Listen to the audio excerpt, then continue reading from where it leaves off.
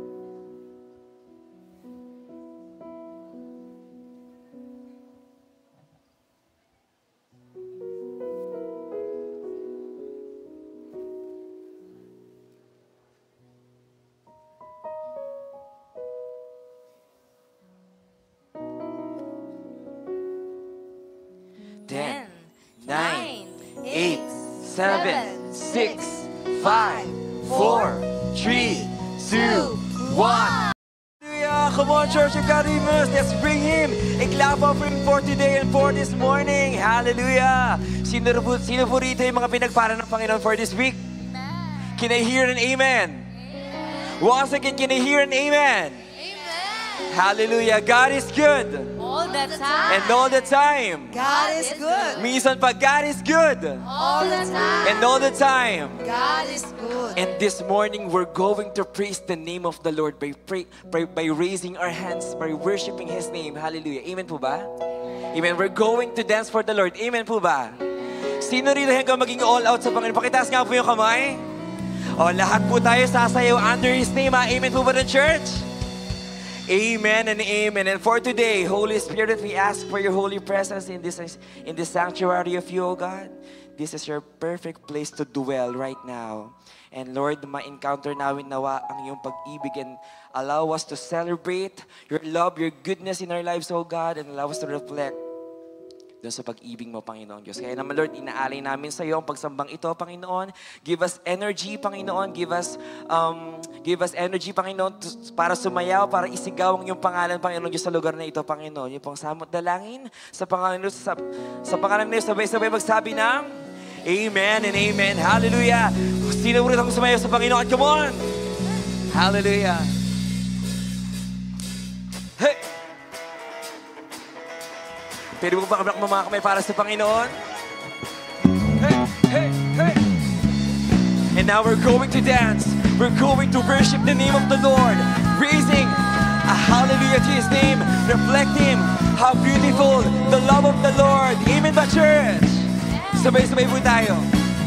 You surrounded me with praise. You have brought me to this place where your love and grace move within my life. Now your message is my life. Your love is beautiful, oh God. Love is beautiful. Come on, sabay-sabay tayo sa Panginoon. Your love is beautiful. It's the reason why I sing. Come on, raise your hand. All around the world, let the praise. Can you see those hands? Can you see those moving for the Lord? Come on.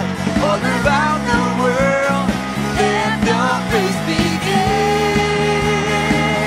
Hallelujah. And as we continue praising His name, we are planted here to serve and to shout His name. Amen. We are planted here by the wondrous hand. I am living for a King. I have found my peace In the house of God, This is where I'm meant to be. because your love is beautiful, oh God. Love is beautiful. Sabay-sabay tayo para sa Panginoon. Come on. Your love is beautiful. Come on, let's have a way. Come on. It's the reason why I say. Sabay-sabay tayo. All around the world, let the praise begin. Can you see those hands? Come on. All around the world, let the praise begin. Can you mas all out sa Panginoon? Come on, once again. All around the world, let the praise begin. All around, let's praise Him. All around the world, let the praise begin.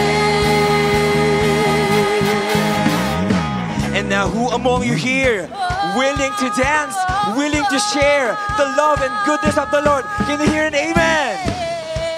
Kung nag-amen ka, pwede bang kamay mo yung katabi mo mula harap hanggang likod, sharing His goodness? Come on, let's do it. Let's love one another by shaking the hands. Akbayan mo yung kasama mo, tapikin mo na mahal ka ng Diyos. Come on, let's do it. For we are the church, the bearer of His word, the bearer of His love, one dancing in His name. Come on. Come on, Church of Godliness. Sige mo, mula harap hanggang hulihan. Come on, hindi tayo magpapahuli. Come on.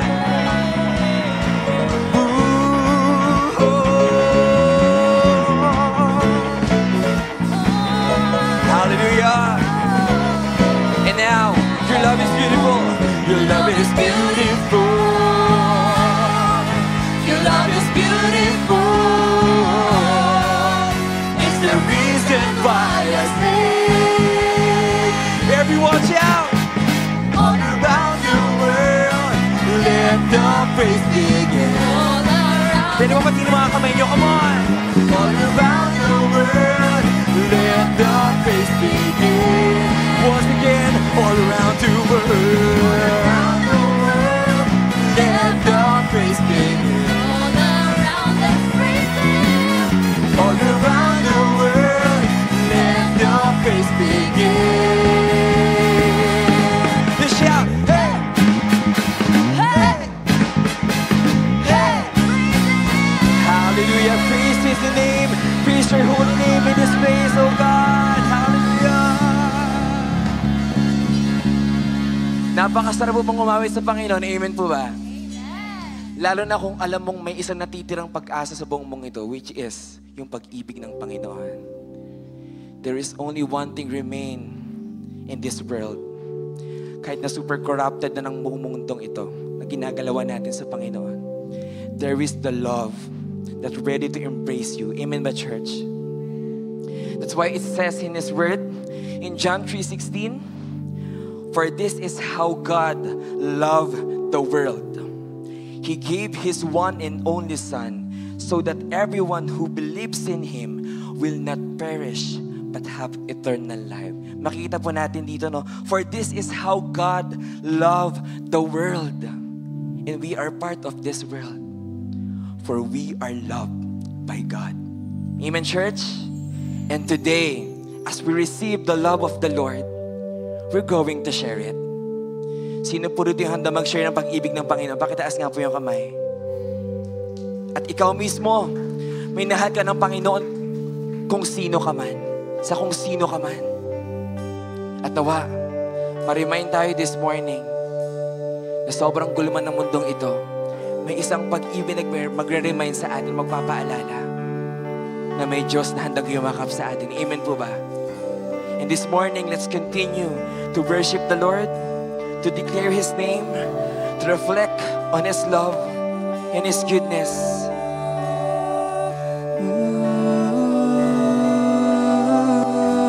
For one thing is remain, and that's the love of the Lord.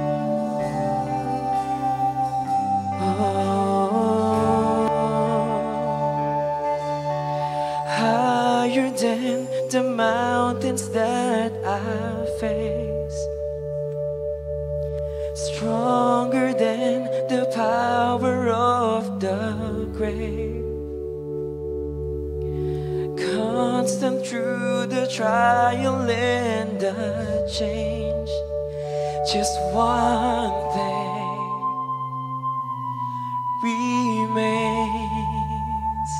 Just one thing remains. Come on, let's sing this.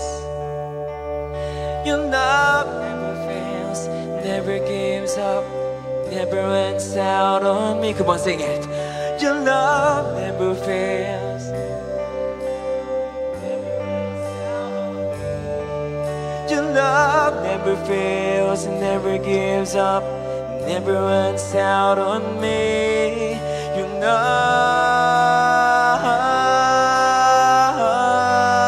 once again. Your love never fails and never gives up, never runs out on me. Your love never fails and never gives up, never runs out on me. Your love never fails and never gives up, never runs out on me. Your love,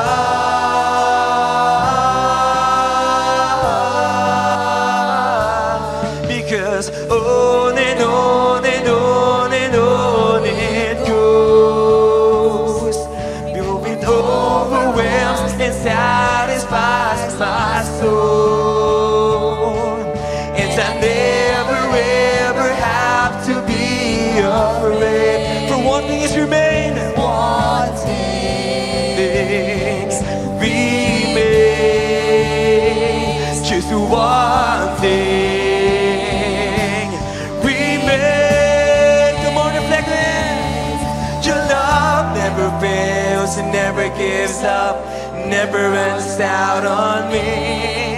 Your love never fails and never gives up, never runs out on me. Your love never fails, never gives up, never runs out on me. Your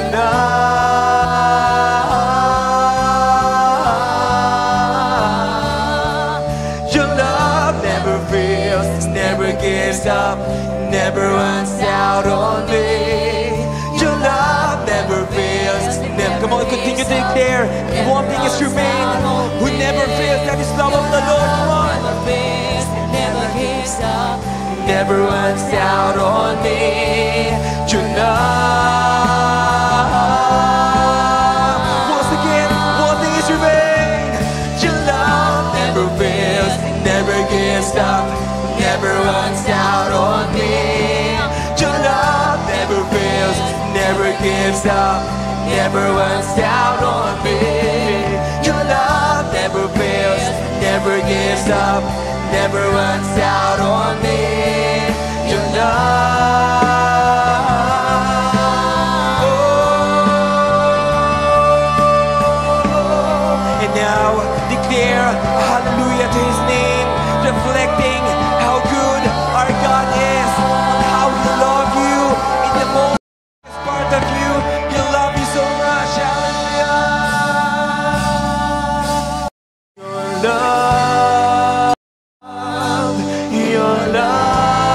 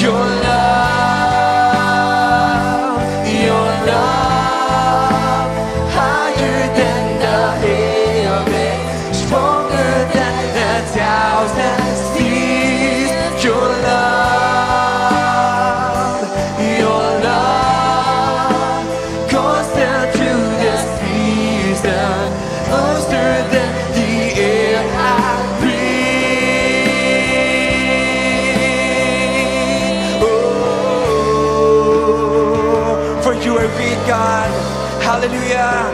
Come on, let's declare this song. Continue to worship Him. How great, how strong, how awesome is our God. I stand in awe of the never-failing love of Jesus. How great, how strong, how awesome is our God. I stand in awe of the never-failing love of Jesus. Your love higher than the heavens, stronger than 1,000 seas. Your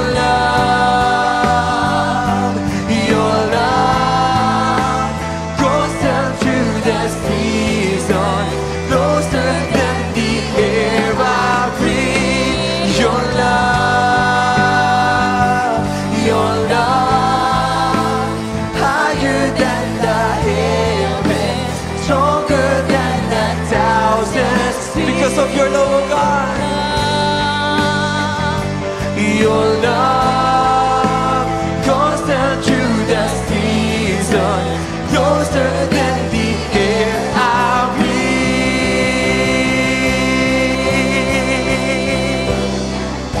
Hallelujah. Come on, let's declare this. Hey. How great, how strong, how awesome is our God. I stand in awe of the never-failing love of Jesus. How great, come on, declare it. Hallelujah. Come on, continue to declare His goodness in your life. Come on. Let's raise our flag to His name. Of the never. Minsan pa, how great you are, God. How strong, how awesome is our God. I stand in awe of the never-failing love. For the last time, how great you are. How great, how strong, how awesome is our God. I stand in awe of the never-failing love of Jesus.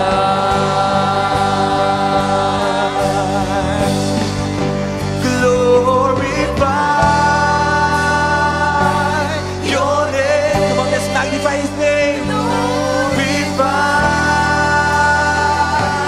your name. Glorify the name above all names. Whoa. Come on, let's continue to declare He's the Son of the God. Come on. Oh, your name. Glorify your name. Glorify your name above all names. Come on, for the last time, we glorify His name. Glorify your name. Glorify. Come on, declare it. Your name.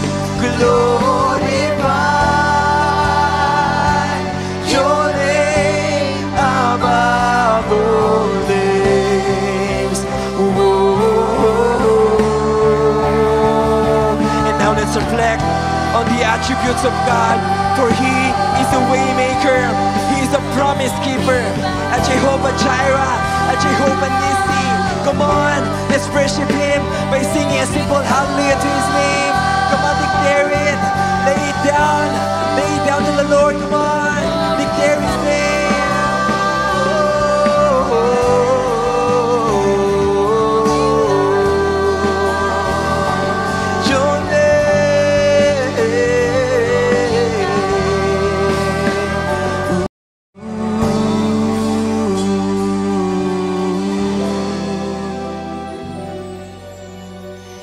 We magnify the name of the Lord in this place, in this sanctuary. Can we continue to praise His name, singing, glorify your name, O God. Glorify. Come on, sing it, church. Your name, glorify. Come on, offer it to the Father. Come on. Glorify.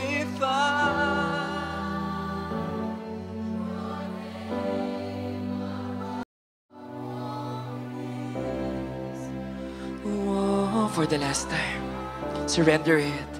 Glorify your name. Glorify your name. Glorify your name above all names.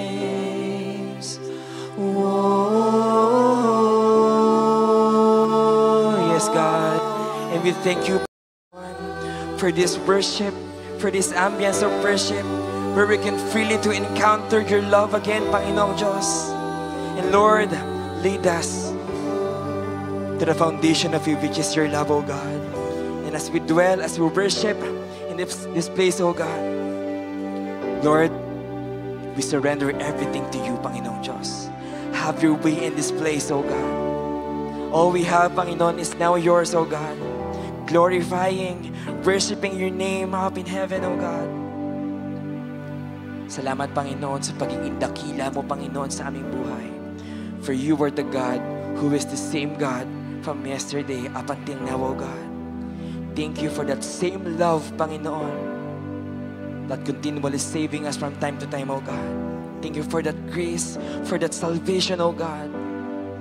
And allow us to receive the burden, O God, to share and activate the love of you, O God. And Lord, as we continue this service, Panginoon, this worship of you, O God, be magnified in this place, Panginoon. Ang lahat ng ito ay sinusuko namin sa iyo, Panginoon. Sa pangalan ni Jesus. In Jesus' name we pray. And everybody shout, Amen and Amen.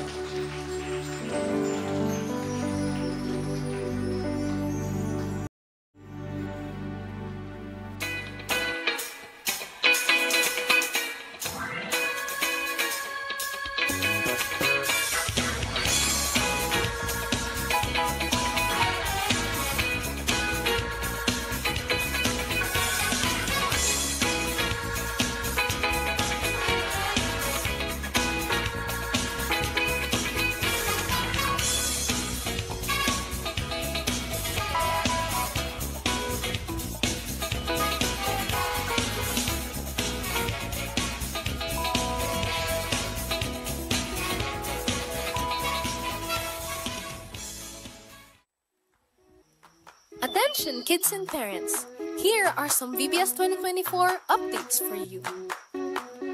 Please be informed that our first day has been moved to May 18, 2024, still every Saturday from 8 a.m. to 12 p.m. And if you're not yet registered, here's some good news for you.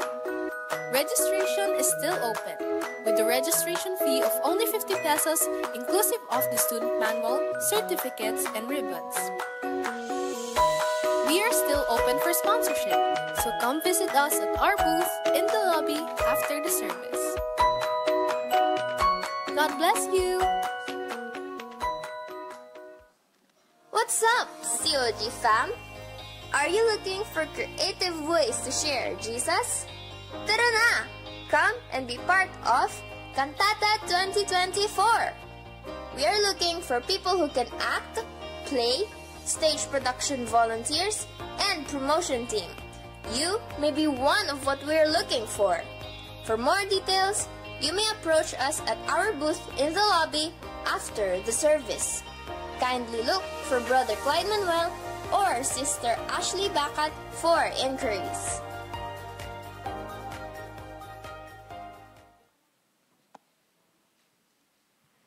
Praise God. Po sa bawat isa. Yan, masayang pagkikitang muli at ito pong Sunday na ito is the first Sunday of the month and every first Sunday tayo po ay may communion. So, i-ready na po natin ang ating mga elemento. We call this elements of communion. These are only symbolic of the body and the blood of Christ. And I cannot transubstantiate it to a real flesh or real blood or else maging cannibal tayo. Kaya all symbolic. And to remember what the Lord has done 2,000 years ago, who loves us so much, came down to earth and took the form of a human so He can die for us, He can live with us, and He can save us. Do you love Jesus? He loves you so much, beyond what you can imagine. Amen. Jesus, on the night He was betrayed, siya po ay tinipon po niya ang kanyang mga apostles and all this, He wanted us to remember how He suffered, how He died, how He received all the punishment. Supposed to be tayo po sana yon. Ganun po tayo kamahal ng Panginoon. Handa siyang at buong kalooban niya that He offered His life, His body, His blood to save us. At kaya naman habang umaawit po sa atin ang ating singers, let us examine our hearts as the Apostle Paul always remind us. Examine our hearts. Kamusta na ba ang puso? Natibok pa ba para kay Jesus? O iba na po ang tinitibok niyan? I-align na po natin. Siya talaga ang totoong nagmamahal sa iyo. And He will never leave you nor forsake you. Never hurt you. Hindi kanya ipagkakanulo, hindi kanya bibitawan, ipaglalaban kanya. Awitin natin ito habang kinakausap natin ang Panginoon.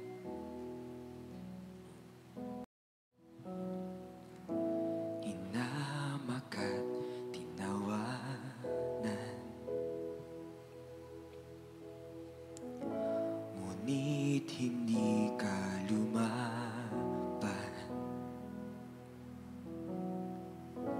Pagkat laman ng isip mo, lubos na kaligtasan ko. Ibinigay ang buhay mo para sa bagong buhay ko. Pagkat sa isip mo'y ako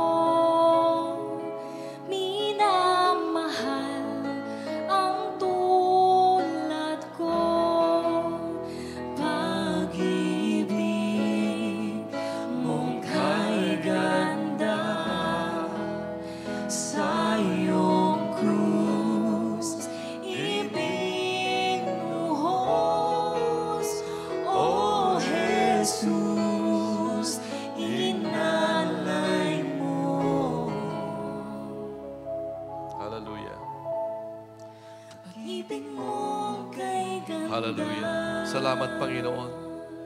Inalay mo ang iyong katawan upang maging handog para sa aming kaligtasan. Hawakan natin ang mga simbolo ng katawan na ito ng ating Panginoon. Jesus, on the night he was betrayed, took bread, and after giving thanks, he broke it and said, "This is my body, which is for you. Do this whenever you eat it in remembrance of me." Sabay-sabay po natin itong kainin.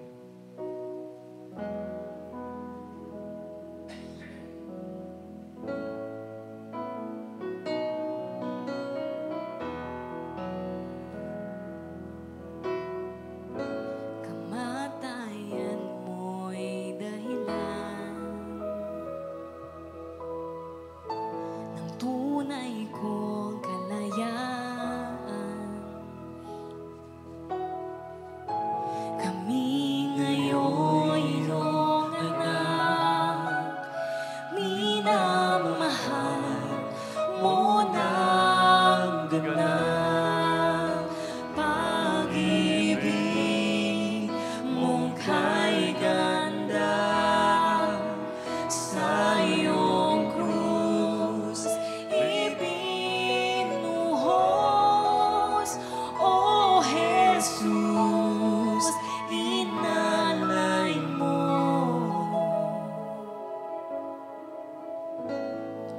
Pag-ibig mong kay ganda. After supper, he took the cup, saying, "This cup is a new covenant.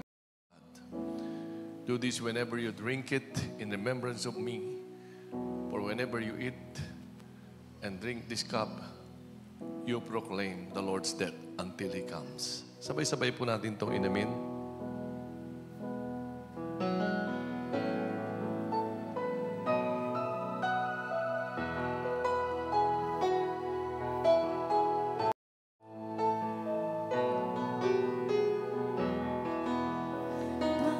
Pag-ibig mong kay ganda sa iyong krus ibinuhos, O Jesus, inalay mo. Pag-ibig mong kay ganda, pag-ibig mong kay ganda,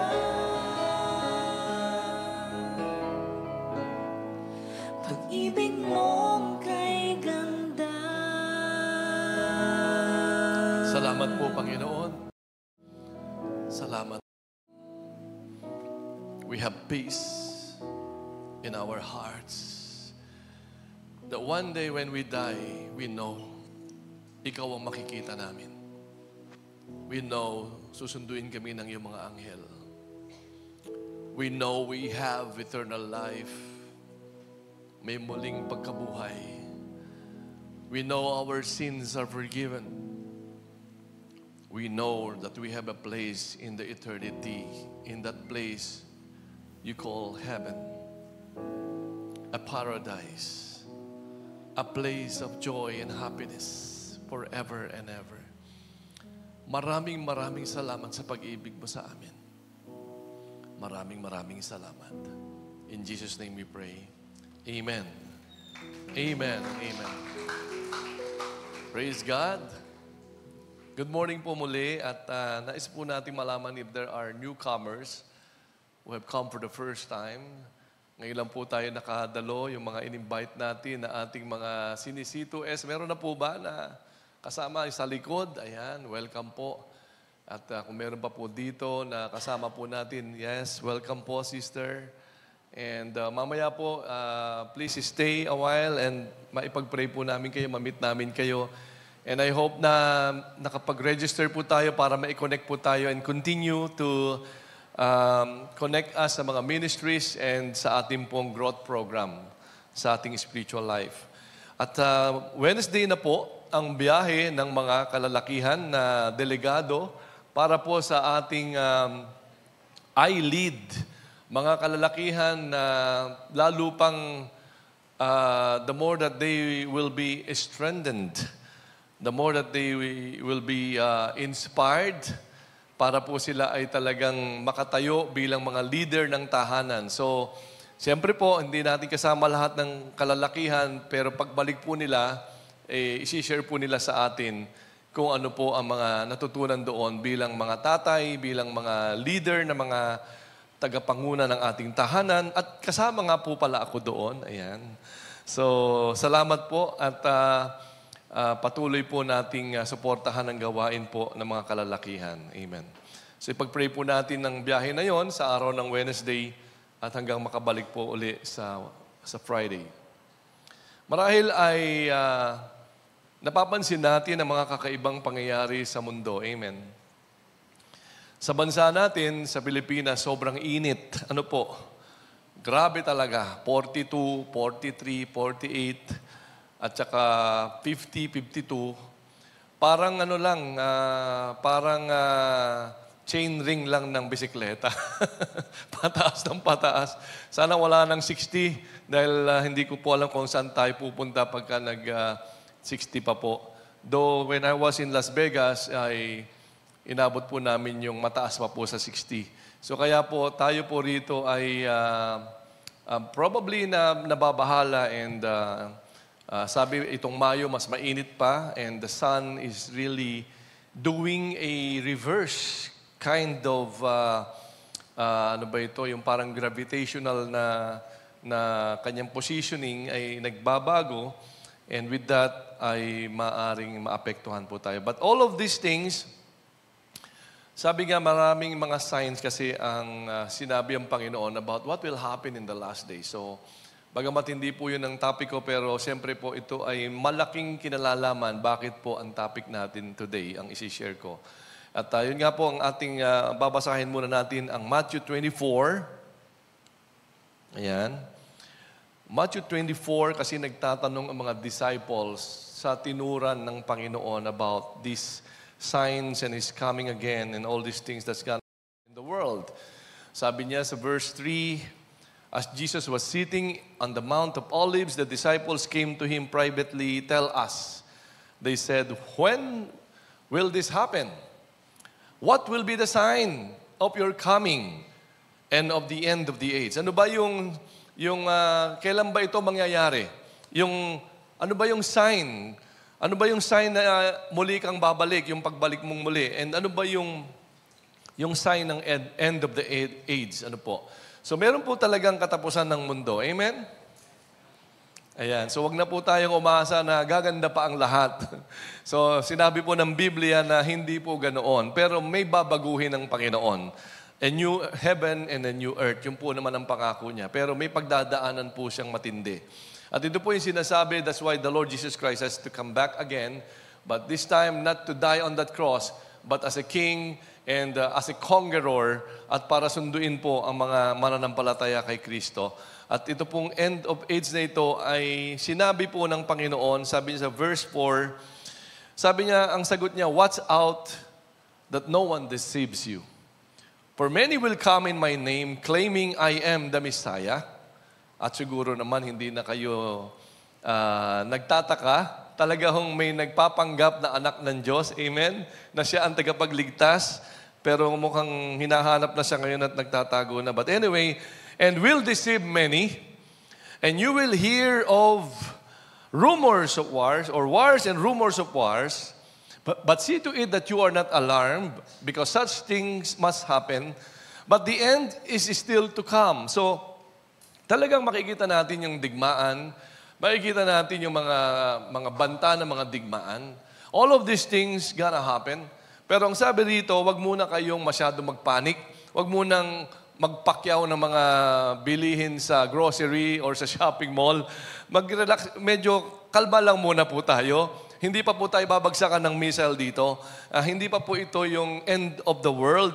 Pero ang sabi niya, but the end is still to come. When all these things are already taking place, sabi niya, darating pa rin ang end of the age. Hindi pa yan yun, okay? And then nation, ang sabi niya, will rise against nation. And kingdom against kingdom. There will be famines and earthquakes in various places. And all these are the beginning of birth pains. So lahat ito na sinasabi ng Panginoon, nangyayari na ba ngayon? Nation against nations, kingdom against kingdom. At yung pong famine, kasi nga sa sobrang tagtuyot at sobrang pagbaha, of course, ang resulta, walang trabaho, walang ani, kaya may taggutom, and earthquakes. At ang sabi niya, lahat ng ito na nakikita natin, simula lamang yan ng, kumbaga sa Tagalog ay, pag manganganak na po, may birth pains na tinatawag, yung, ano yun, sa Tagalog, nanganganay, tama po ba? Nagle-labor na siya. So pag nagle-labor na, medyo hindi ka nalalayo sa ospital. Ano po, medyo ready na ang mga gamit, pang ospital, pang bata, ready na ang mga pambayad, ayan. Kasi malapit na nararamdaman niya na malapit na. So parang ganun din naman, pag nakikita na natin ang lahat ng ito na nag-aaway na ang mga kaharian, ayan malakas na senyalis na po yan, manganganak na, o malapit na ang sinabi ng Panginoon na end of the world. And then verse 9, ang sabi dito, then you will be handed over to be persecuted. Naku, medyo malungkot na balita ito, no? At mas malungkot, and put to death. Wag naman. And will be hated by all nations because of me. At that time, many will turn away from the faith.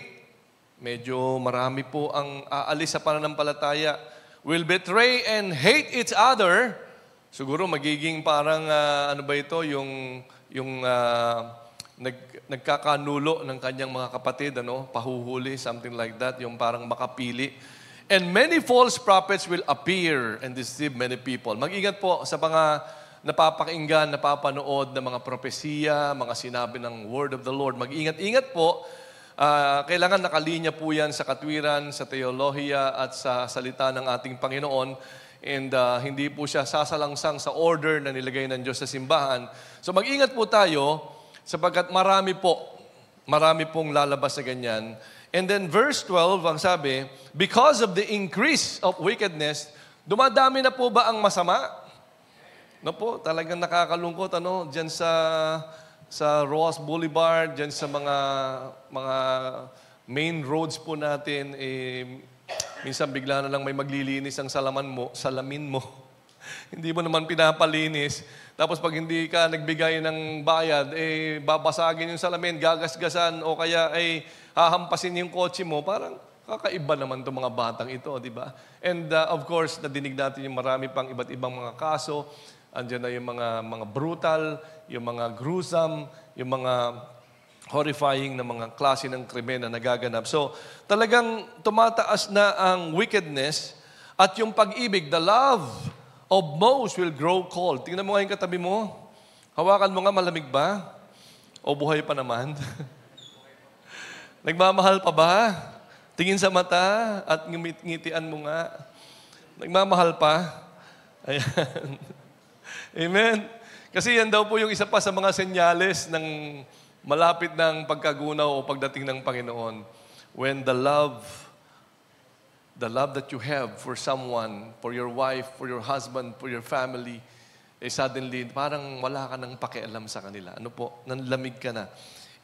Pero sabi sa verse 13, but the one who stand firm to the end will be saved. Yun po naman ang kanyang pangako, And then, last verse, and this gospel of the kingdom. So ito na po yun, yung pinakahuli na mga senyales sa lahat ng senyales.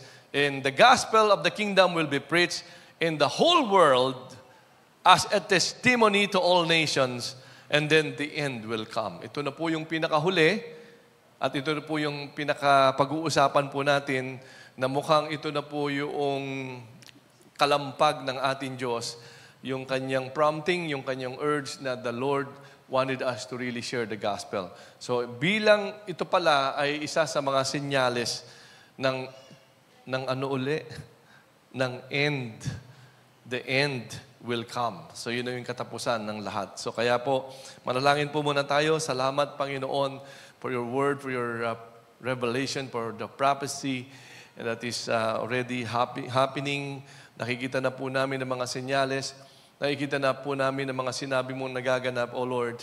And we just pray today that you would just speak to our hearts and to lead us and to guide us on what to do while all these things are happening. Ano po ba ang tamang attitude? Ano po ba ang tamang pagpaplano? Ano po ba ang tamang paghahanda?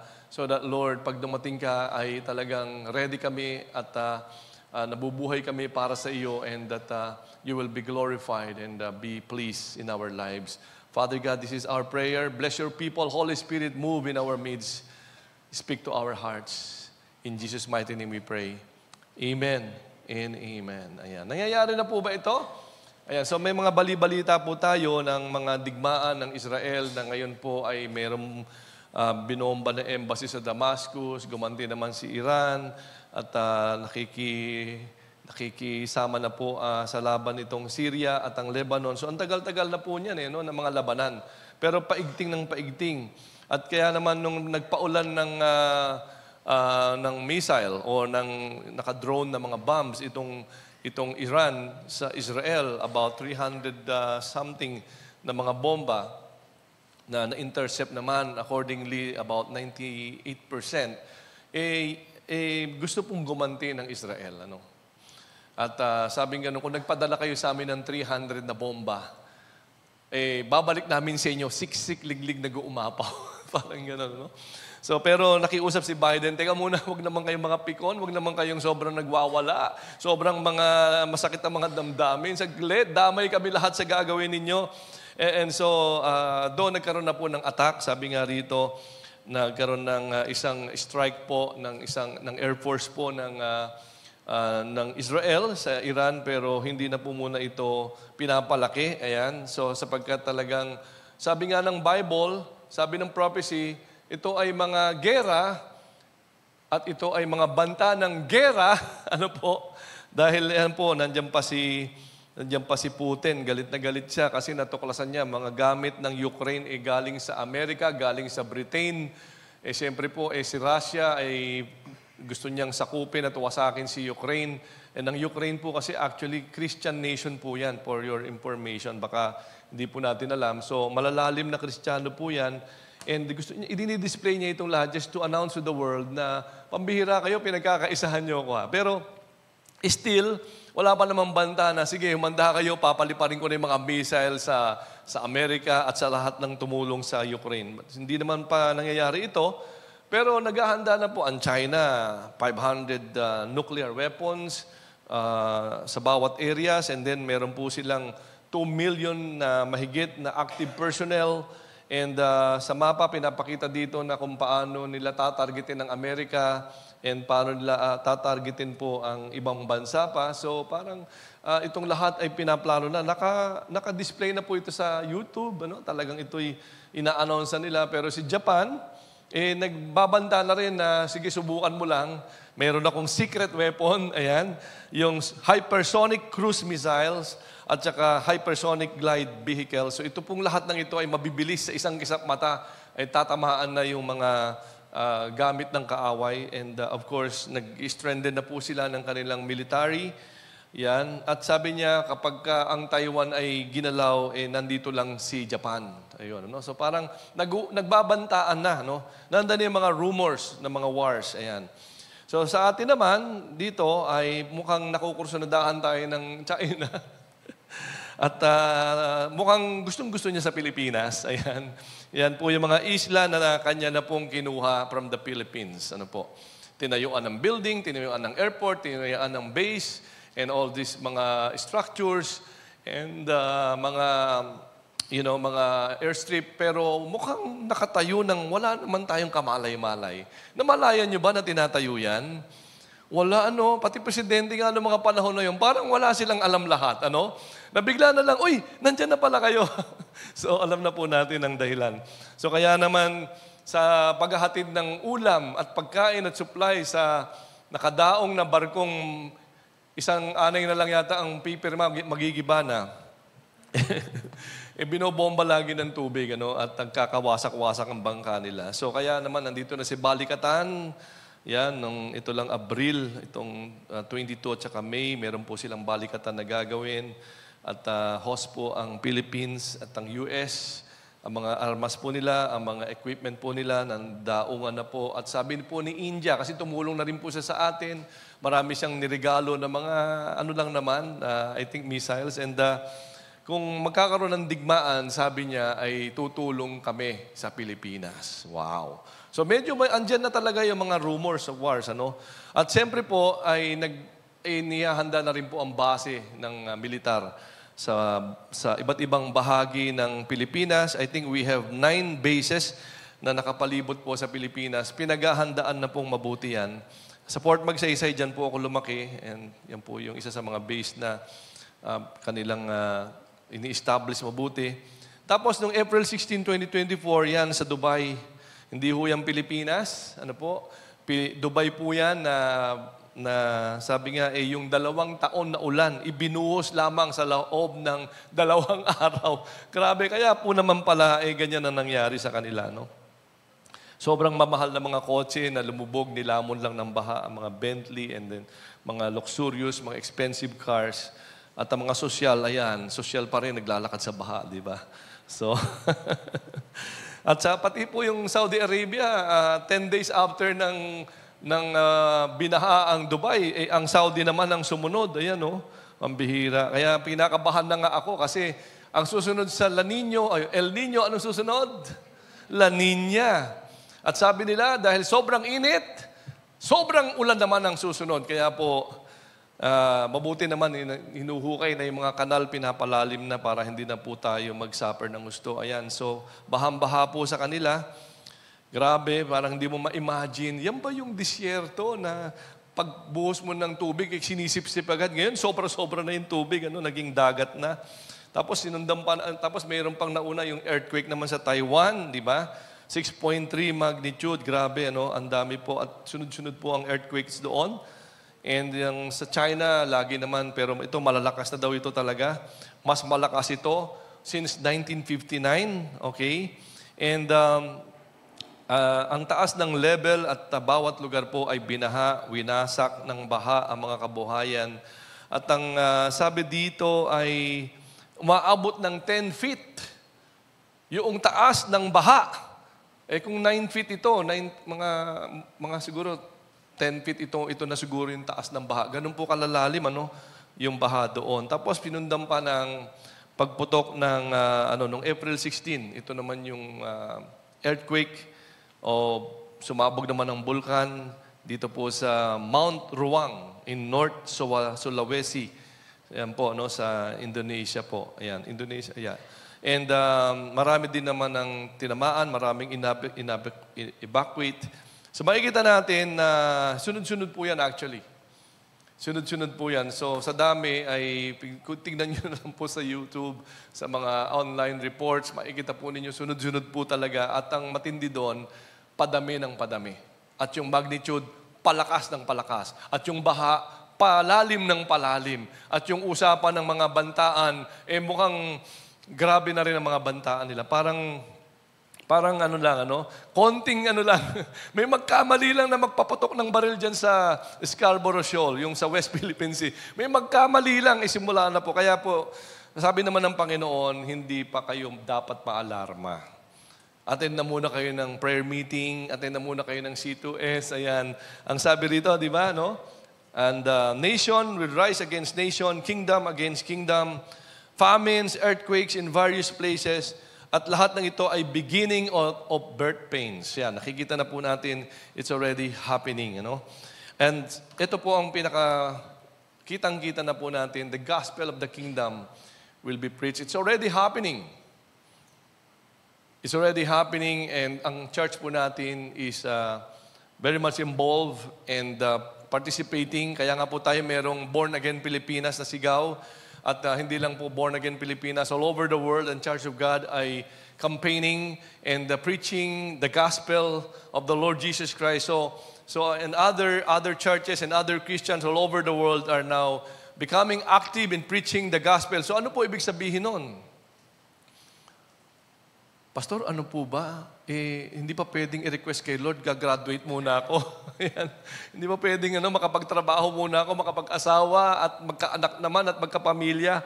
Well, hindi pa naman bukas yan, So pwede ka pa mag-aral, mag-asawa ka, magnegosyo ka. So pero wag mong pababayaan yung isang pinapagawa ng Panginoon ang i-share ang gospel, i-share ang mabuting balita. Amen ba? So kaya nga ngayon, with all these things na nangyayari sa paligid natin, sa halip na tayo ay mataranta, ayan, na tayo po ay magpanik at tayo po ay parang napaparanoid na ganyan na biglang yung bahay mo punong-puno na ng grocery, naguhukay ka na ng mga basement mo. Huwag po natin gawin ito kasi baka mauuna naman ng rapture, I believe. Ano po? At maiiwan lang yung mga inimbak mong pagkain doon sa mga siguro sa maiiwan. Ano po? But anyway, so what are we going to do now? Sabi nga, ang last sign is preaching the gospel, sharing the gospel, and yun po, I believe, ang kailangan natin gawin. And as we do that, we can do that by activating God's love. So kaya po ito po yung topic natin, activate God's love. Paano po ba ito? So ang pag-activate po niya ay 3 bagay lang para lang madaling tandaan. Pray, care, and share. Ito po ay naituro na rin po namin dati pa. Pero kasi nga po, gusto ko pong mas maintindihan natin because we are now doing our aim and shoot presentation program. We are now doing our C2S 101. We are training a lot of members para po matutong mag-mentor, magturo ng C2S. Sino po ba rito yung naka-attend ng C2S 101? Pwede makita yung kamay? C2S 101, ayan. So, ibig sabihin, marami pa po ang hindi pa nakaka-attend ng C2S 101. Kasi pagkatapos nyo po nun, mag-handle na po kayo ng C2S, mag-mentor na po kayo. So, kaya po yung the rest of you, we are expecting, kasi po every Saturday, I believe, gagawin na po nila yung C2S 101 training so that you would know how to handle and how to teach C2S even in your family and with your children, probably with your friends. So, kaya ngayon, ito po yung isang mahalagang maintindihan natin that prayer must be the starting point of everything that we're going to do. Because nothing will really happen unless we pray. Amen? Nag-agree po ba tayo? Walang mangyayari hanggat hindi ka nananalangin. At kung may mangyari man kasi ipinilit mo pero hindi ka naman nananalangin, then it will not happen the right way. Definitely, may kulang dyan. Mayroon dyan isang bagay na dahil hindi ka nananalangin, so magkakaproblema po. At tsaka pa lang tayo mananalangin ng matindi. So that's why the first point in activating God's love is prayer. At lahat ng gagawin natin, tayo po, mag-pray po muna tayo. And ito pong sa Acts chapter 16, verse 14, ang sabi po rito about the woman named Lydia from the city of Thyatira, a seller of purple fabrics. Siya po yung negosyante at ayon po sa kanyang sa kanyang context of business, malawak po ang kanyang business. Supporter po siya ng missionaries at ng gawain ng Panginoon. Pero siya po ay businessman, pero siya po ay worshiper of God. And was listening. And the Lord opened her heart to respond to the things spoken by Paul sa Acts 16 verse 14. So, siya po ay kinausap ng Panginoon at take note, it was the Lord na nag-open ng heart ni Lydia. So, kung nandito ka man ngayon, I believe it is the Lord who touches your heart. Amen. It is the Lord who opened your eyes, who opened your ears, and who opened your heart. That's why you are here today, and God is going to do something great in your life. So tingnan po natin dito, no? At ito po yung isang mahalaga sa panalangin na dapat nating maintindihang mabuti ito sa ating pong gawain, sa ating pong ministries, sa ating pong C2S, sa ating pong discipleship, sa ating pong pag-aalaga and growth of every member at our efforts in winning people to the Lord. Tandaan po natin, it is always the work of the Holy Spirit. Opening one's heart is always the work of the Holy Spirit. The Spirit of the Lord is the one convicting a person from all of sin na kanyang ginawa, and that is solely the work of the Holy Spirit. So kaya nga, napakahalaga na ating isik ang Holy Spirit sa pamamagitan ng panalangin. At yung power po niya ay maranasan natin in activating God's love. You know, yung pag-ibig ng Panginoon, baka kalahati lang kapag ka hindi mo ipinapanalangin sa Diyos itong pinapagawa niya. Amen? So kaya importante na tayo po ay manalangin. And always remember, wag kayong malulungkot pag antigas ng ulo, ayaw makinig, ayaw magpa-mentor. Ibig sabihin, yung panalangin mo baka kulang pa. baka kailangan mo pang mag-pray and fasting para sa tao na ito. Well, I don't know, pero siyempre, kung paano ka nililid ng Holy Spirit. At hindi ka naman magsisisi sa huli kapag yung taong ito nag-respond, kapag itong tao ito inopen ang heart ng Diyos, ang kanyang puso, at makikita mo how this person will be saved, how this person will really dedicate his life to the Lord, and how this person will become a blessing also in winning more souls for the Lord Jesus Christ. So kaya po, wag ho tayong maging complacent sa ating pong pananalangin. That is the first thing to do. So kaya po sa oras na ito ay pwede bang yung isip natin ituon muna natin sa mga taong alam mong kailangan mong ipag-pray.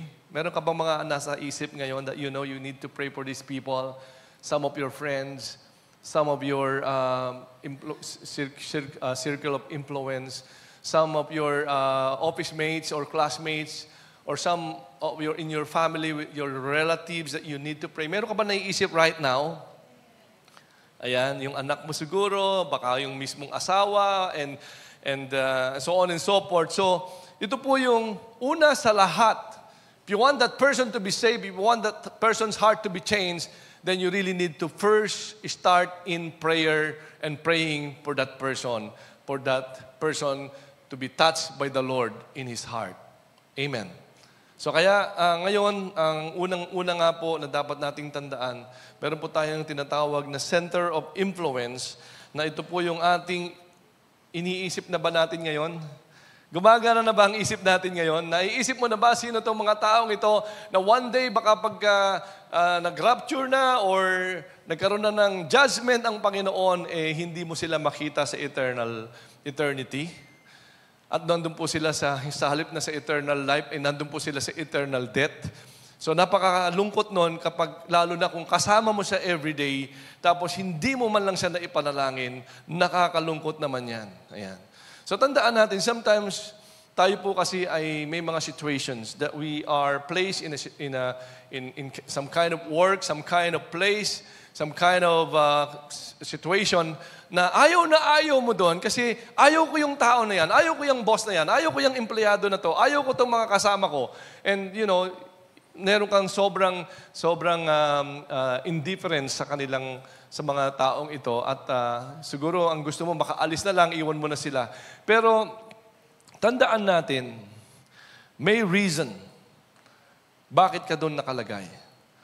The reason why these people are within your reach because God put them there and God put you there. Do you believe that? Naniniwala po ba tayo na kaya ka nandoon, kaya mo sila nakikita, kasi may assignment ka, ipinakita ng Diyos, yan ang mission mo. I want you to pray for them because I'm going to change their heart, because I'm going to save them, because I'm going to bless them and favor them. At pag binless ko sila at pinabor ko sila, damay ka. Naniniwala ba kayo doon na pag pinagpala ng Diyos yon, damay ka? Sapagkat siguradong pagpapalain ka rin ng ating Panginoon. So kaya sa oras na ito, as part of our exercise, as part of our application sa nadidinig nating mensahe ngayon, isipin na natin, wag nating bibitawan, dapat nating ipag-pray yung taong ito na nilagay ng Diyos sa ating puso, sa ating isip. At kapag tayo po ay nagpe-pray, hindi lang po tayo nagpe-pray for that person, but we pray with that person. Ibig sabihin, pwede mo siyang malapitan, pwedeng magpanalanginan kayong dalawa, pwede po mong i-approach mo yung taong ito and probably nga lang, hindi mo alam kung paano. So kaya po meron po tayong tinatawag na questions that connect and reconnect. Ano po bang ibig sabihin nito? Kasi po, tayo po ay may C2S, connect two souls. Paano ka ba nagko-connect ng two souls? Did you even think about this? Or pray about this? Or request to God na, Lord, bigyan mo naman ako ng C2S. Ayan. At kasi para magamit mo ako na maging blessing ako sa mga kaluluwa na ito na tumanggap sa iyo na niligtas mo. So ito po yung mga pwede nating magawa na mga mangyayari na so that we will be able to connect. At yung mga hindi mo na i-connect dati at ayaw mo na silang i-connect pa. Baka ikaw ay hindi masyadong naging maganda ang inyong pag-acquaintance. But this time, baka tinuturo ka uli ng Diyos doon to reconnect. Ano po? So kaya ito ngayon, pwede tayong magkaroon as you are taking your time, as you are talking, probably as you are having some coffee and merienda, or nagkasabay kayo sa sasakyan, or sa isang occasion, nagkatabi kayo, or kumakain kayo, nagkasabay kayo. Pwede pong nagkaroon ka agad ng question or magkaroon ka ng question sa taong ito. And probably you can tell that person na since you have this testimony naman, that person knows that you're a Christian, that person knows that you're a born-again Christian, alam niya yon. Siguro nga lang, nagtataka siya, Kristiyano to, pero hindi ako sinisiran eh. May ganun po ba? Alam ko, born-again ito, pero bakit hindi siya mabait? Bakit hindi siya pasensyoso? Bakit siya parang pikon, parang gano'n, ano? So, kaya nga, ang halaga po ng testimony natin, and anyway, since you are able to establish a good testimony, and as a witness of the Lord Jesus Christ being a saved person, a changed person, then probably you can approach this person because you've been praying for this person. Take note, you've been praying for this person, at pwede mo nang, as the Lord prompted you to ask this person a question, meron bang akong pwedeng ipag-pray for you? Is there something that I can pray for you? Or how can I pray for you? So ito po yung isang tanong na probably hindi na magtataka ang iyong kaopisina o ang iyong kaibigan because that person knows that you are a Christian. Ang siguro magtataka siya pag ang tanong mo ay, labas tayo, mag-inuman tayo. So medyo magtataka siya talaga sa iyo. Bakit ganun ang ano mo sa akin, tanong mo sa akin, kakaiba. But anyway, so ito yung mga tao na pwedeng sila po ay nasyak sa iyo, pwedeng nagulat sa iyo. Pero kung you are really praying for that person, I know God is going to give you an opportunity na that moment, probably God will give you some kind of discernment na this person really needs someone to talk to, this person really needs some prayer. So pwedeng that moment ay i-prompt ka ng Panginoon to approach that person and offer to that person na pwedeng maipag-pray kita. Ayan. Kasi I'm being led lang, maybe there's something, can I pray for you? Ganyan. So, subukan na ba natin yon? Na tayo po ay may kausap and then nag-offer ka ng prayer. At nung nag-offer ka ng prayer, nagalit sa'yo, bakit mo ako pipray? Ganyan. So, may ganun po ba? I believe wala naman, ano? At pag sinabi mong ipag-pipray ka, biglang nag-iiba na yung timpla niyan. Biglang nag-iiba na yung pakiramdam niyan. Uy, ipag-pipray niya ako. Bakit po? Kasi po, sa isang Pilipino, pag sinabi mong ipag-pipray kita, may dating po yun sa kanya. Lalo na pag alam niyang you are a Christian and you are a born-again Christian, lalo nang meron ito sa kanyang dating. Ano po? And kaya nga napakahalaga nito because it really happens. You just don't know what this person is going through right now. Tingnan mo yung katabi mo. Mukhang maganda naman. Pogi. Parang walang problema. Wala bang problema? Magaling lang magdala. Parang ang galing magdala ng problema, pero may problema. Ano po? Kaya pag sinabi mo sa kanyang, can I pray for you? As the Lord directs you, as the Lord prompted you, because you've been praying for that person, I tell you, sasabihin ng tao na yan kung ano talaga ang problema. Pwedeng, actually, yung mami ko kasi undergoing dialysis and having some problem. Kasi nga, wala kaming sasakyan, nahihirapan akong dalhin siya sa ospital, and siyempre, kailangan ko pang magtrabaho para may pambayad ako. And so, may mga time na hindi ko talaga maintindihan na yung schedule ko, so nahihirapan ako. Can you pray for me sa ganung... Magugulat ka na lang, hindi mo alam how the Lord will do something through your life. And then of course, ito pong lahat ng ito, ginagawa mo, not to manipulate, not to plan something else, but sincerely, you just want to bless that person by praying for that person. Amen. Amen po ba? Hindi yung medyo magpapapogi ako dito, medyo papagandahin ko yung image ko dito para, medyo makaka-take advantage ako, may string attached pala. Hindi po, kundi, I just want to bless you. Because I am blessed by the Lord, God has saved me, God has delivered me, God has forgiven me, and I experience God's love. I want to bless you through prayers. Subukan po natin yon. Pwede bang tingnan mo ulit yung katabi mo? Sabihin mo sa kanya, can I pray for you? Yeah. Amen. So mamaya na po ninyo ipag-pray. Paglabasan po natin. And so kaya, now, the second point is making a difference. And I tell you, and I believe you will agree with me, that only love can soften the hardest of hearts. Maging yung hardened criminal. Maging yung ayaw ng umibig. Maging yung sobrang nasaktan na. Only love can soften that person's heart. So ito yung care so that we can activate God's love to this person. At ito po yung tinatawag natin na kung saan, sabi nga, through genuine care and compassion that we share to our neighbors. And we also make the love of God felt in every concrete way. So ito po yung mga non-verbal na ikaw po ay nabe-bless mo yung kapwa mo, hindi ka naman nagsasalita.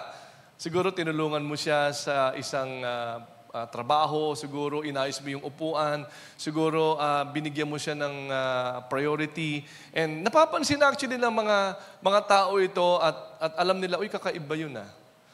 Yung iba kasi sisingitan pa ako, pero ito parang he knows that I need that spot. So, kaya tingnan natin si Paul, kung paano siya nag-care sa kanyang mga alaga, sa kanyang mga dinidisciple. Ang sabi niya, we love you so much that we were delighted.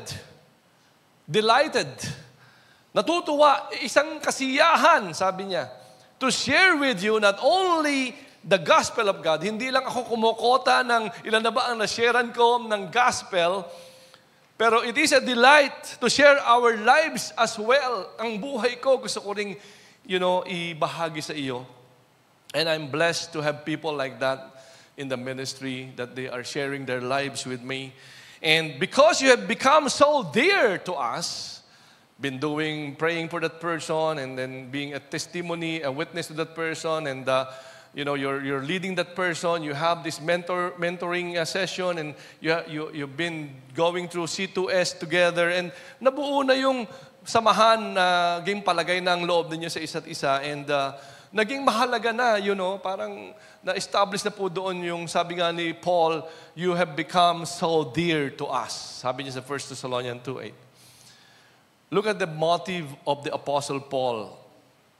And definitely, he's not saying this to manipulate people.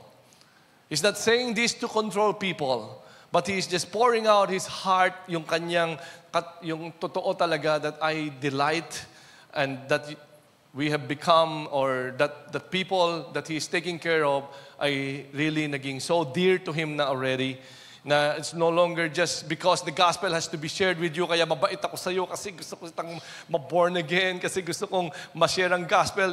Hindi lang yon, kundi higit pa doon, kasi nandun na yung totoong pagmamahal mo sa tao. Amen. Kaya po sabi namin, wag naman pong lalaki sa babae at baka mamaya ma-misinterpret naman ng lalaki o ng babae na parang love niya ako. Parang iba na po yun. Kaya po, as much as possible, sa isang grupo, sama-sama o kaya sa pamilya para maiwasan po natin yung mga deception of the enemy sa ganung mga sitwasyon. So kaya nga, ito po ay ginagawa po ni Paul because he is a representative of Christ's love. If we are going to treat someone with delight, if we are going to share with someone our life, if that person ay ititreat natin as a person who is so dear to us, it is because we are representative of God's love. Amen. Ako ay representative ni Christ, kaya dapat lang naman na makita po sa atin ito. And yun po yung tinatawag natin na genuine kindness. Genuine kindness. So kanina sabi natin, yung nalaman mo na yung nanay pala niya ay dinadialysis. So nalaman mo na may problema pala siya, wala siyang sasakyan at nahihirapan siya talaga. At hindi mo naman siguro sinisisi ang Lord naman, ang dami ko namang masisharean, bakit ito pang may dinadialysis? Hindi mo naman siguro, I believe God just placed you there because of something and probably you realize, oy, may sasakyan ako. Oy, may free time ako. Or I can be of help to this person. Hindi ka naman ilalagay ng Lord sa alanganin, I tell you. And subok ko na rin ng Panginoon.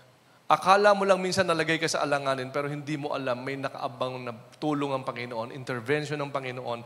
Hindi mo alam, actually, ikaw pala ang binibless ng Lord. And so with this, ano po mangyayari kapag ganun po ang approach natin? Nang malaman mo, oy, may sasakyan ako, sister.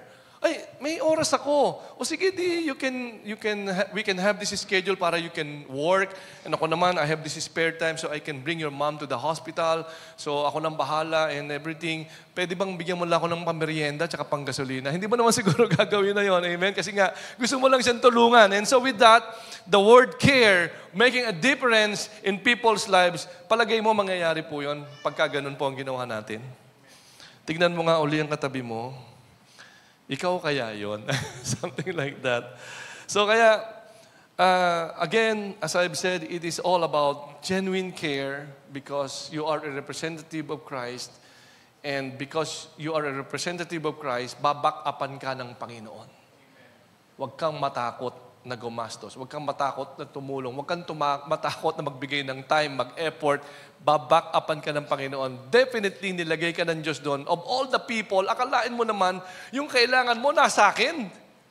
So, hindi yun aksidente. Talagang alam ng Lord, ikaw ay may mabuting puso. Alam ng Lord, susunod ka. Alam ng Lord, may blessing ka sa Kanya, kaya ka nandun. At dapat tayo magpasalamat sa Panginoon for that. Amen. And so we don't only pray for that person, but we pray with that person and we care for that person. So yun po yung isang malinaw na act of kindness na maiintindihan nila ang tungkol sa pag-ibig ng Diyos with that kind of gesture. So kaya nga, ang sumunod po ay, okay, sabi po ni B. Crowder before we go to the next last topic, to show someone loving hospitality just might be the first step in showing that person the way to heaven. Sabi po ni B. Crowder. Do you agree with that? So, di ba tayo po, when we help someone, we feel good about it. Tama? And when that someone was helped, mas lalong maganda yung pakiramdam niya. At sabi nga ni Crowder, probably ito yung nakita niya ng may mga tao pa palang ganito. At probably because of that, nagkakaroon sila ng mga mas tamang desisyon at ma-inspire sila to do also good thing in this life. Amen. So nasa Bible po yan po yung ginawa ni Paul at gusto po niya na ito yung mga paraan that we can do to activate God's love. So tayo po ay, pangatlo po, so pray, we care, and we share. We share what? We share the gospel. Are you familiar with this? Nakatanggap ba kayo niyan? Tagalog po yung pinlas ko para, kasi mahal ka ng Diyos o God loves you, yun po yun. And ito po ay pinipresent natin. So kung hindi lang po tayo nakapagpa-print pa, pero gusto po natin, I think ang ASP is giving this away. And also the ASP calling card, Jesus died to give you life.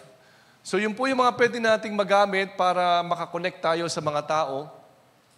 Yung number 1 dito ay it's about the relationship that was broken because of sin.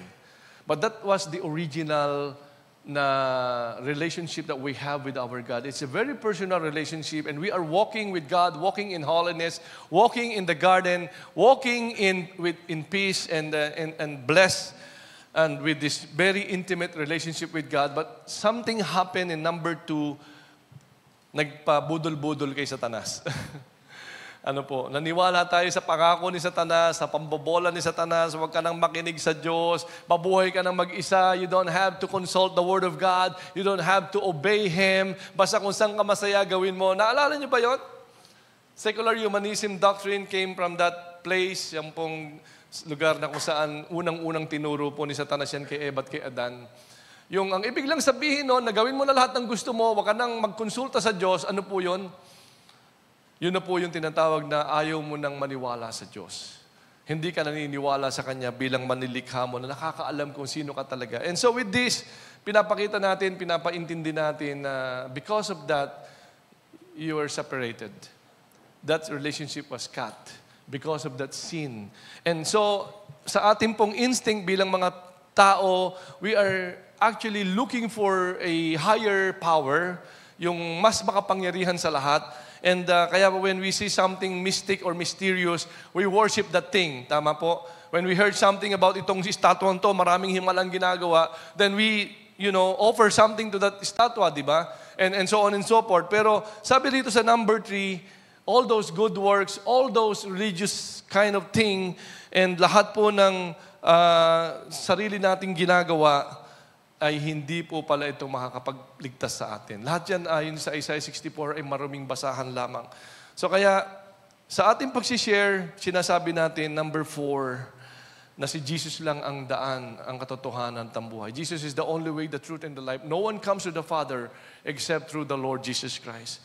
So after that separation because of sin, and man is now headed to total separation from God, according to Hebrews 9:27, man is destined to die once, and after that, judgment. Papunta tayo dun sa judgment eh.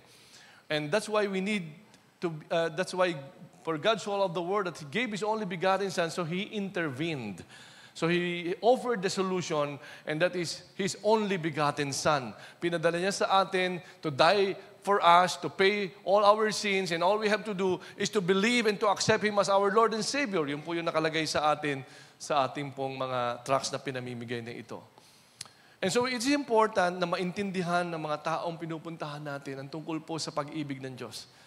Tungkol po sa original relationship that we have with our God that was broken because of sin. And according to Romans 3:10, that no one is righteous, yes, no one is righteous. Lahat po ng tao nagkasala. Mag-isip ka ng sino mang tao, nilalang at kung anumang santo ang hindi nagkasala. Pag sinabi po ng isa sa atin, ay sandali lang, Pastor, may alam akong isang tao hindi nagkasala. So, sino po ba ang totoo? Yung Word of God o yung sinasabi mo? Because this is the Word of God, ang sabi sa Romans 3:23, no one is righteous. Yes, no one is righteous. And in 6:23, that tayo po ay may bayad po ang kasalanan. For the wages of sin is death, but the gift of God is eternal life through the Lord Jesus Christ. So lahat ng ito ay dapat po maintindihan na the suffering and all this, sabihin nating bondage, and all these mga kamandag ng kasalanan, consequences of sin, because you are separated from God, and you thought that you can make amends and you can, bridge yung gap by doing your good works and all these things. Akala mo maayos ang relasyon natin sa Panginoon, pero actually, lalo lang na sumasama ang sitwasyon, lalo ka lang na-exploit, lalo ka lang na-take advantage ng mga taong ang gusto lang ay mapahamak ka. So kaya, napakahalaga ito na maintindihan na si Jesus Christ died for us. He gave His life for us. He shed His own blood for us. He paid all our sins. And He redeemed us by dying on that cross. And all we have to do now is to entrust our lives to Jesus Christ, to everything that He has done on that cross 2,000 years ago. And that's it. By faith, maliligtas po tayo. Kaya ikaw ngayon bilang mentor, bilang ikaw yung nag-share sa Kanya, pwede mo ring i-share yung buhay mo. Amen? At sabi nga rito sa next verse po natin, paano nila malalaman? How can they call on the Lord Jesus Christ or the one they have not believed in? How can they believe in the one of whom they have not heard? How can they hear without someone preaching to them? And how can anyone preach unless they are sent? And how beautiful are the feet of those who bring good news. Romans 10:14-15. Of course, after sharing the gospel, maganda po ay mag-share ka rin ng testimony mo. Today, I want to call someone who have a testimony to share. Baka nakikita-kita natin siya and we thought he's just a normal person, a normal nakarating sa ganitong edad na normal lang ang lahat. But actually, hindi po natin alam, may ginawa ang Diyos na matindi sa buhay niya. And I would like to call on Brother Carlos Camson to share with us his life testimony. Salamat po, Pastor. Oh, hallelujah. Maraming salamat po, Pastor. Magandang tanghali po sa inyong lahat, mga kapatid. At ako po ay bunga noong tracks na ipinapakita ni Pastor kanina. And tumanggap po ako kay Lord noong, to be exact, August 1, 1991 at 10:30 a.m. Exacto, that will be my second birth bilang born again. Kaya lang, naging active po sa church, parehas. Umattend ng Bible studies, walang absent every Sunday. But despite of everything, mga kapatid, for so many years, people don't know that I am living a double life. Dalawa po ang aking pagkatao. Christian pag nasa loob ng church, pero out of church, hindi maganda yung ginagawain. Kahiya-hiya. Kung malalaman lang ng aking mga kakilala, pamilya, kasuka-suka, hindi ko kayang tanggapin, hindi ko kayang ikwento, kahiya-hiya. Napakaraming kalokohan, kaya kailangan magaling magtago. Para hindi masyadong halatain, I mastered that. Na-master ko po yun. Magsinungaling, para matakpan lahat. In another word, I became a part-time Christian. Wala naman pong part-time Christian dito, no? Ganun po ang nangyari sa buhay ko before. Ang sarap tawaging born again, mabait, ang dating, pero ang totoo, hindi maganda. Napabarkada sa mga hindi maayos na tao, kaya malakas po ang impact sa akin nung mga barkada kasi bad company corrupts good character na laging itinuturo po sa Bible, and nagsimula pong mapabarkada sa mga hindi maayos na tao. Nagsimula lamang din po sa patikim-tikim. I don't know kung alam niyo ang kantang ito. Pinilit kong gustuhin. Ano susunod? Ang bisyo'y nagsimulang lumalim, kaya ngayon, ang hirap tanggalin. From bad, I became worse. Very worse. Nawala ako sa church, nawala yung pagmamahal ni Lord Jesus sa akin, and totally, walang relasyon kay Lord. Okay? At napabayaan ng pamilya, ang anak, ang asawa. Dumating sa point na hindi na po ako umuwi ng bahay. At ubos lahat. Ubos ang pera, ubos lahat.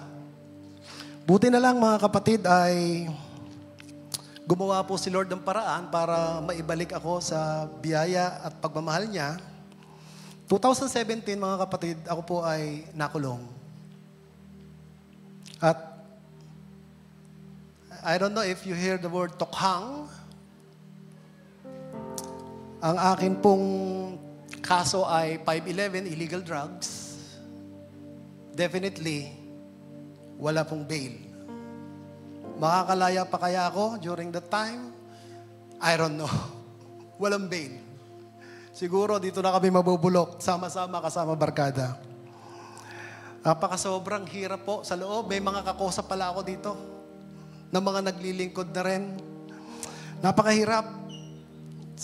May mga katabi kaming nagsusuicide, naglalaslas ng pulso, nagsusuntukan. Ang term namin na binabanggit doon sa kulungan ay buryong.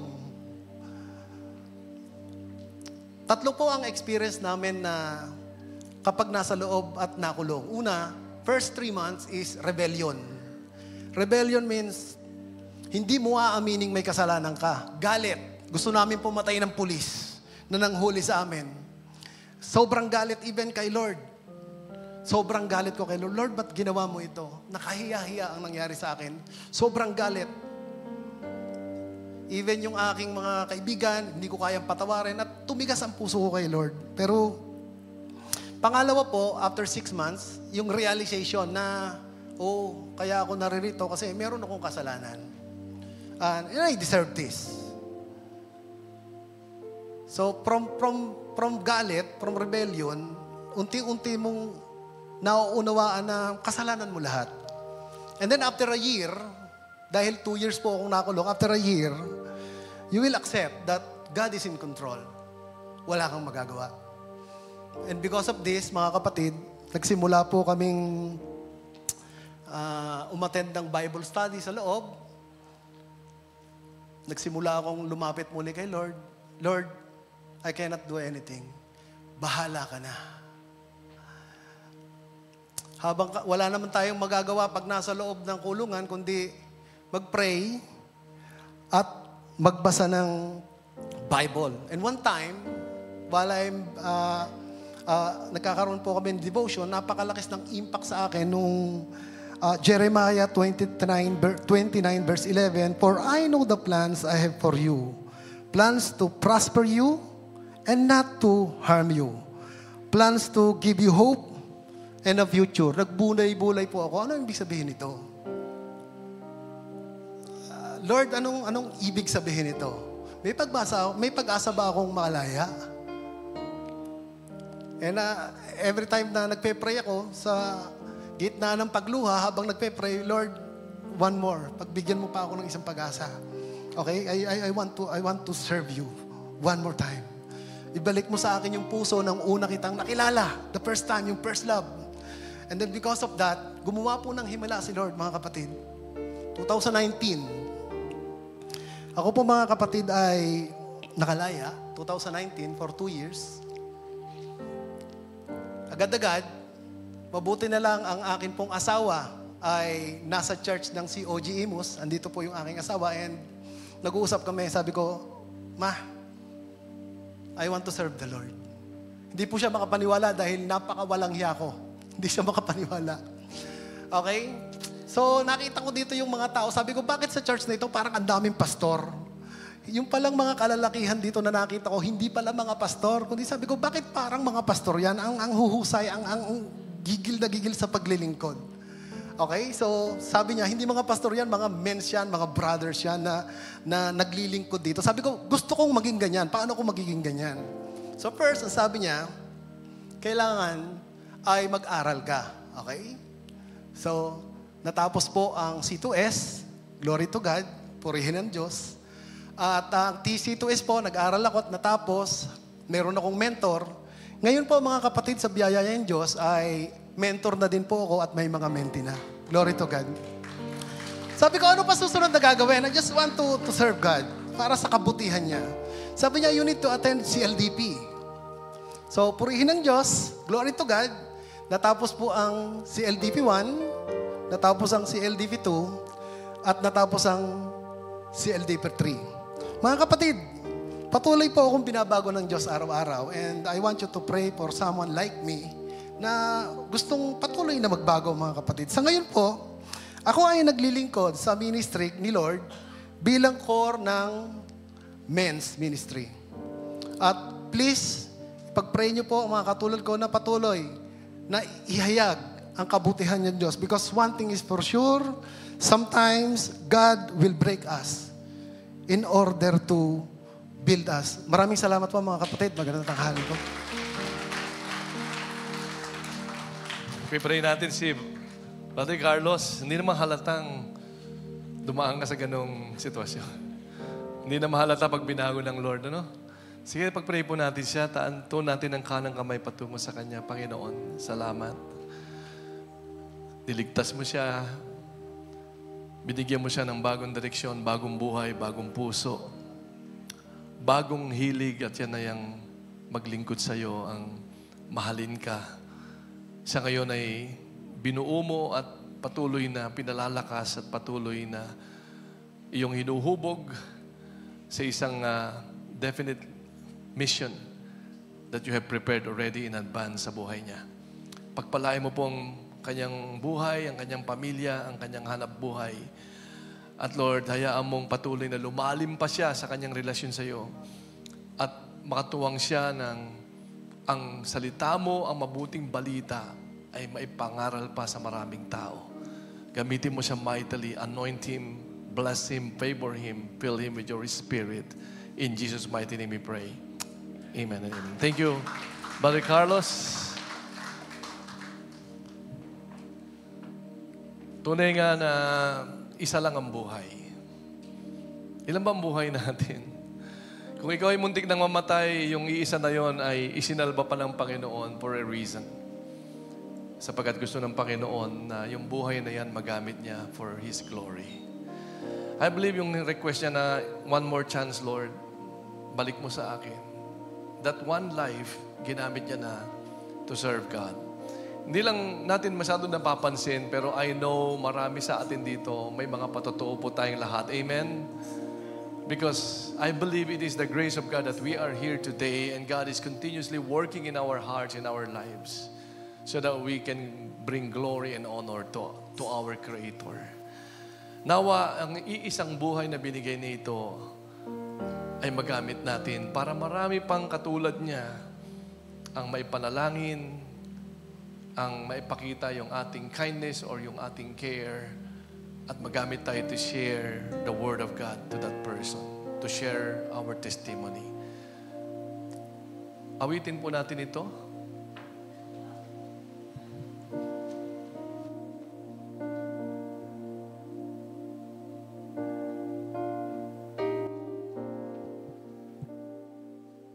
It matters so little how much you may own, the places you've been, or the people you've known. For it all comes to nothing when placed at His feet. It's nothing for Jesus, just memories to keep. Live one life, so soon it will pass. Only what's done for Christ will last. Only one chance to do His will. So give to Jesus all your days. It's the only life that pays. When you recall you have but one life. Hallelujah. Pwede bang sabay-sabay tayong umawit? Tumayo po tayo.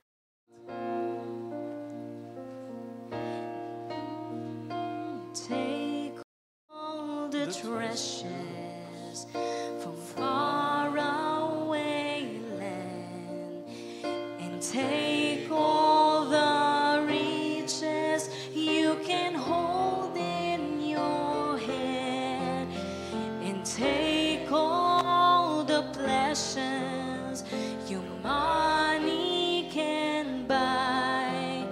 But what will you have when it's your time to die?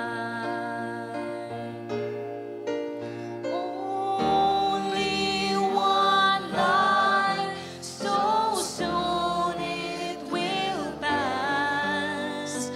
Only what's done for Christ will last.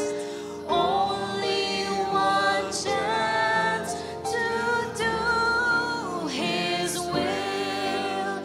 So give to Jesus all your days.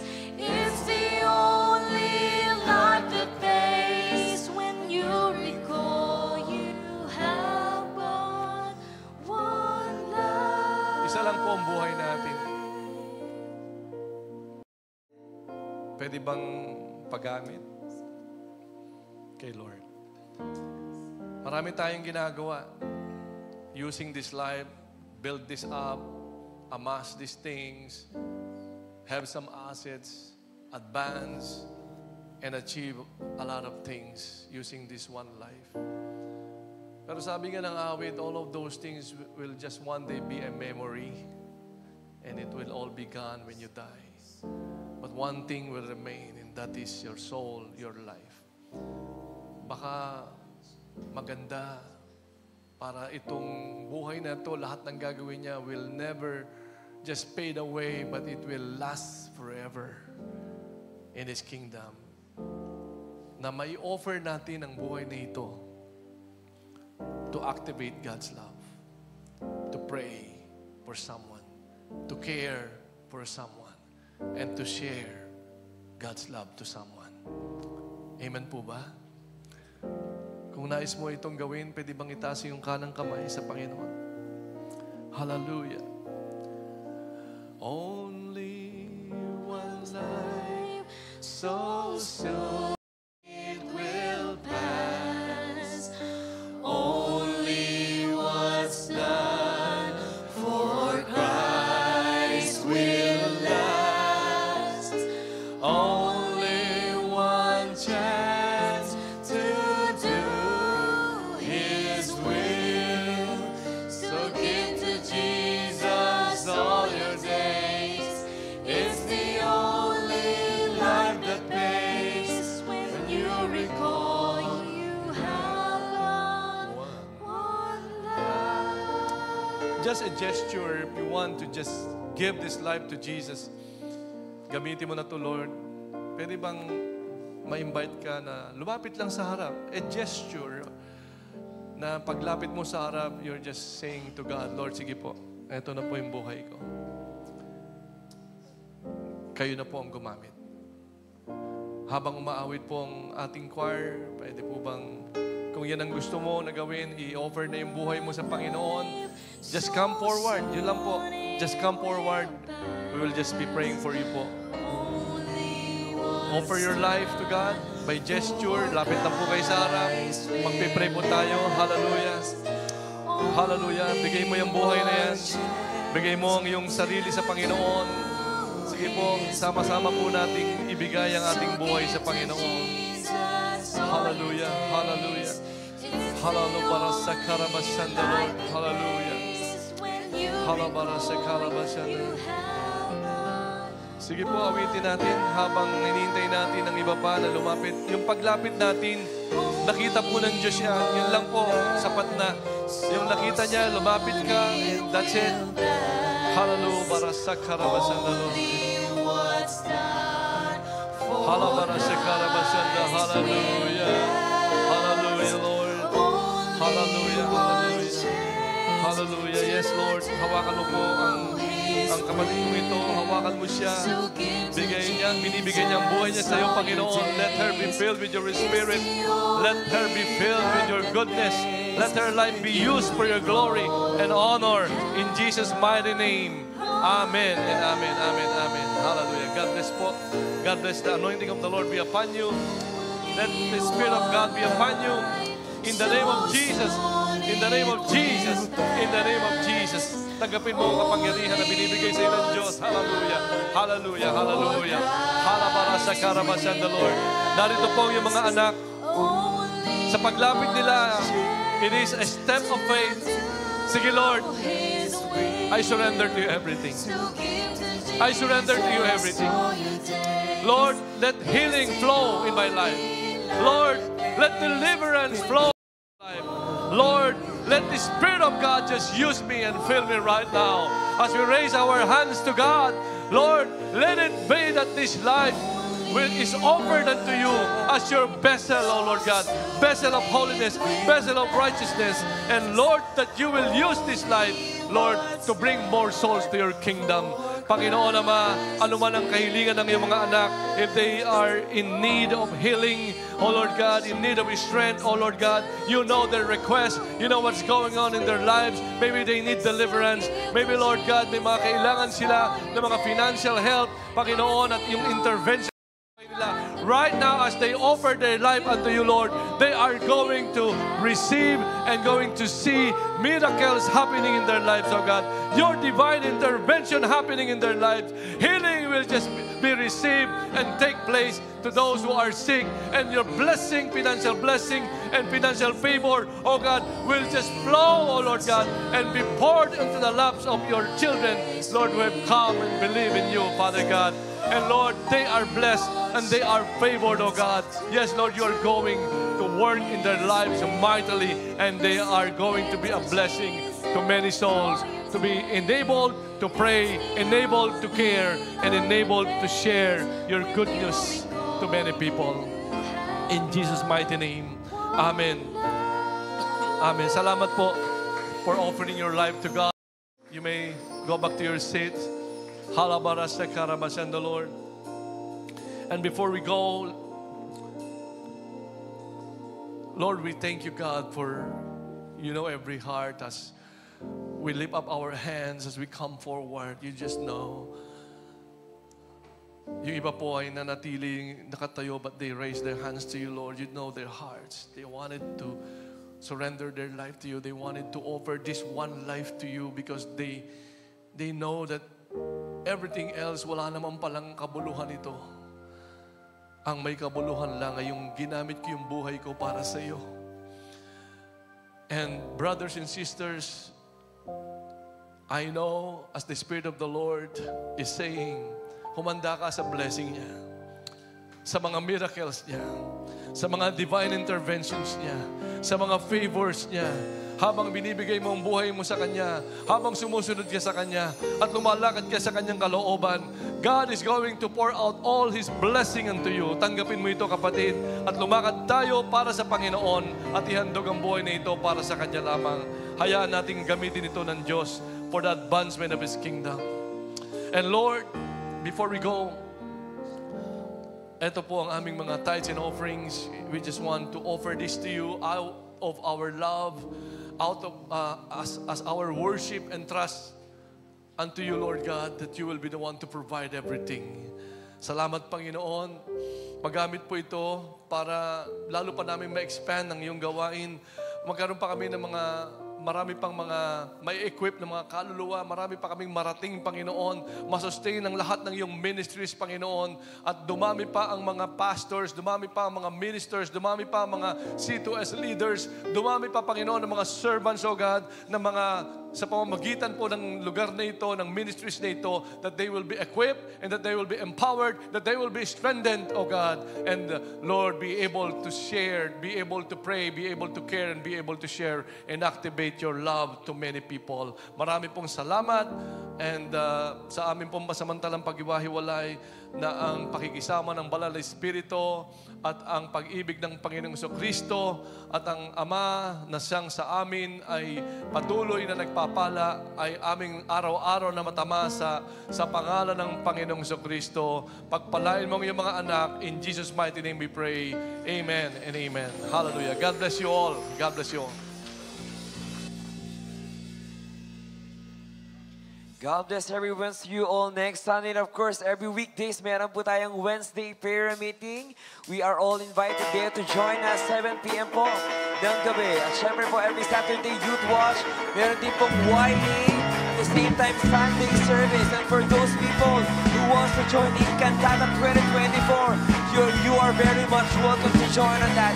At meron po tayong food sa labas to join and to register your name, to assess to be part of our Cantata 2024. Hope to see you all next Sunday. God bless everyone.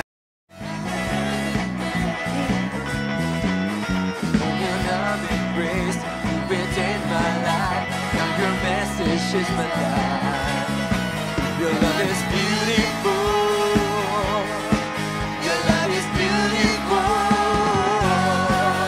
It's the reason why I stay. All around the world, let the praise begin. Around, let's praise Him. All around the world, let the praise begin. All around the world, let the praise begin. All around, let's praise Him. All around the world, let the praise begin.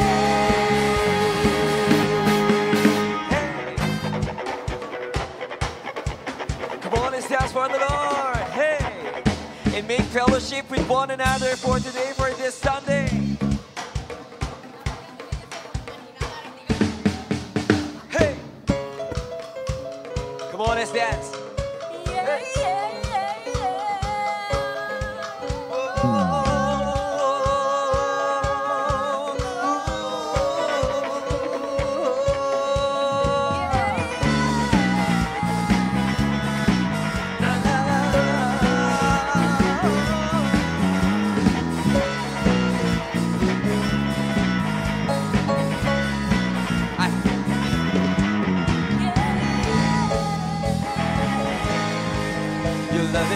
beautiful.